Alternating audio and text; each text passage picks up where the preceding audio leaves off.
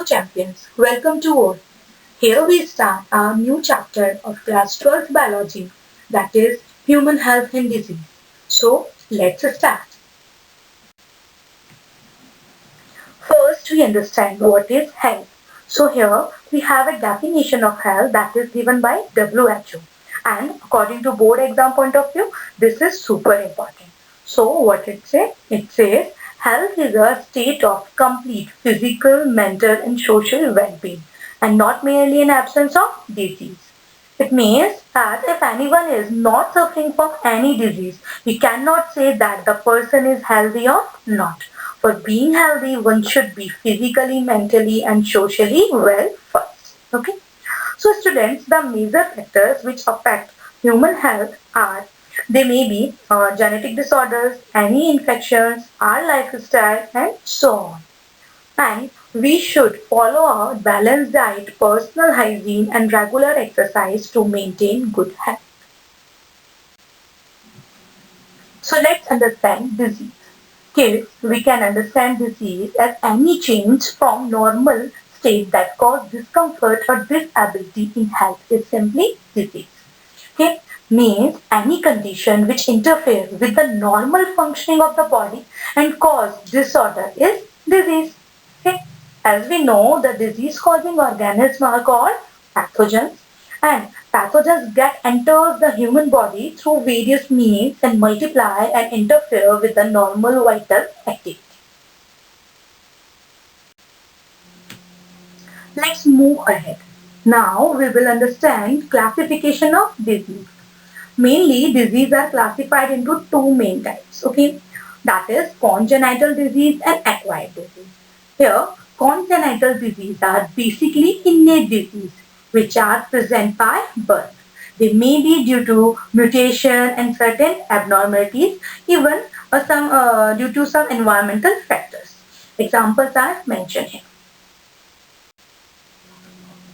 So, second type of disease is acquired disease. As name suggests, we acquire these diseases after birth. They are subdivided into two parts, that is communicable or we can say it infectious or non-communicable or non-infectious disease. In acquired one, first we will discuss about communicable disease. These are caused by pathogens. Communicable disease readily spread from infected person to the healthy one. So these can be easily transmitted to person. For example, AIDS, common cold and the running pandemic disease that is COVID-19. Next is non-communicable disease.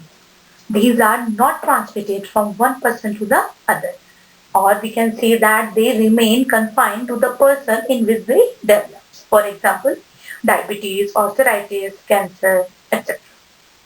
We should remember one thing in our mind, that is the time interval between the entry of the pathogen and appearance of its symptom is incubation period. It is the time when pathogens multiply in our body and make its army. So now students, take a look on common infectious disease. Students, these are classified on the basis of type of pathogen. They may be bacterial disease like typhoid, viral disease like common cold and COVID-19, protozoan disease like malaria and helminthic disease like ascariasis. So now we will discuss about these diseases in detail. So let's talk about some disease in which causative agent is bacteria. One of them is typhoid. It is caused by bacterium Salmonella typhi that is spread by contaminated food and water. So guys, primitively it affects the small intestine and then migrates to other parts via blood. Weakness, loss of appetite, constipation and constant high fever are some of the symptoms of typhoid. The major symptom is the intestinal perforation that can be fatal. The typhoid fever is confirmed by VIDA. Next is pneumonia. Pneumonia is caused by two bacteria, that is Streptococcus pneumoniae and Haemophilus influenzae. They infect alveoli of the lung. Students, here the alveoli get filled with a fluid, resulting in the decrease of respiratory efficiency of the lungs.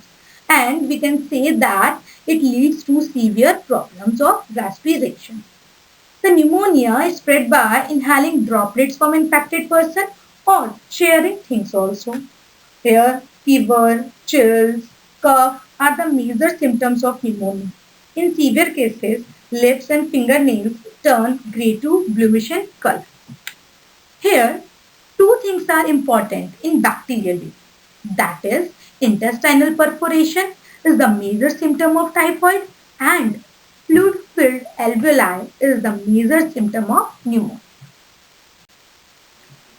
Then, this was all about introduction of this chapter, health and disease and bacterial disease.